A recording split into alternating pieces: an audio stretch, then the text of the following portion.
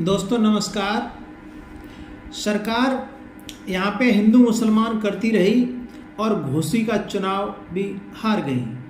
यहाँ पर एनडीए का प्रत्याशी श्री दारा सिंह चौहान करीब 45,000 वोटों से चुनाव हार गए और सुधाकर सिंह चुनाव सपा के प्रत्याशी के रूप में जीत गए। ऐसा क्यों हुआ?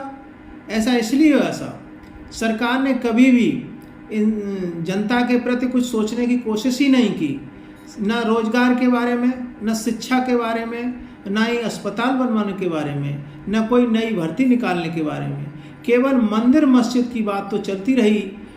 इसी के साथ जनता ने ऐसा जवाब दिया कि एकदम चारों खाने चित सरकार हो गई और घोसी का उपचुनाव उनकी सरकार होते हुए भी जो हार गए, तो इसका मतलब ये कि बीजेपी की उल्टी गिनती शुरू हो गई। ऐसे जान पड़ता है कि इनका कोई ये मुद्दों से ध्यान भटकाने का कार्य करते हैं, असली मुद्दे पर कोई भी कार्यक्रम नहीं होता इनका।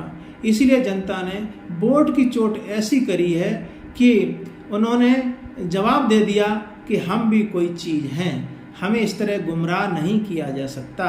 जनता हमेशा मुद्दे की बात को सुनना चाहती है। जनता हमेशा गरीबी और के बारे में सोचना चाहती है, हमें किस सरकार में क्या मिलता है इसके बारे में वो जानकारी रखना चाहती है।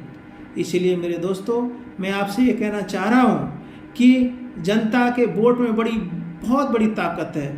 हिंदू मुस्लिम करने से कोई फ़ायदा नहीं, संविधान बदलने की प्रक्रिया के बारे में सोचने में कोई फ़ायदा नहीं। हमें सिर्फ रोजी रोटी और कपड़ा और मकान और शिक्षा, स्वास्थ्य, रोजगार की आवश्यकता है। अब मालूम पड़ता है कि अब सबक सीखने का वक्त आ गया है बीजेपी को, और ये अब दिन प्रतिदिन कुछ न कुछ नए नए षड्यंत्र रचेंगे और कुछ न कुछ सरकार को, जनता को कुछ न कुछ मतलब नए नए प्रलोभन देंगे और फिर एक बार जनता को फंसाने का कार्य करेंगे। लेकिन ऐसा मुझे लगता है कि जनता बड़ी समझदार हो गई है और अब ऐसा मतलब कभी उसके झांसे में नहीं आएगी। एनडीए और इंडिया पर जो विवाद चल रहा है, इंडिया भारत पर जो विवाद चल रहा है, वो नाजायज़ है।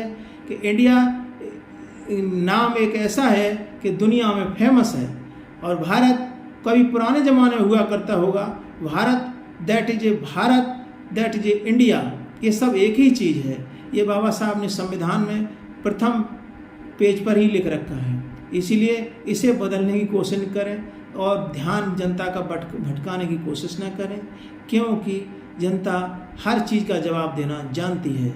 इसलिए मेरे दोस्तों, हमें हर चीज़ को ध्यान, अब ना तो बिल्डोजर काम कर रहा बाबा का, ना ही झूठे वायदे काम कर रहे, जनता ने सारा जवाब देना शुरू कर दिया है। लगता है 2024 में ऐसा बहुत बड़े उसमें होने वाला है। इसी के साथ मैं अपने शब्दों को यहीं विराम दूंगा। जय भीम, नमो बुद्धाय।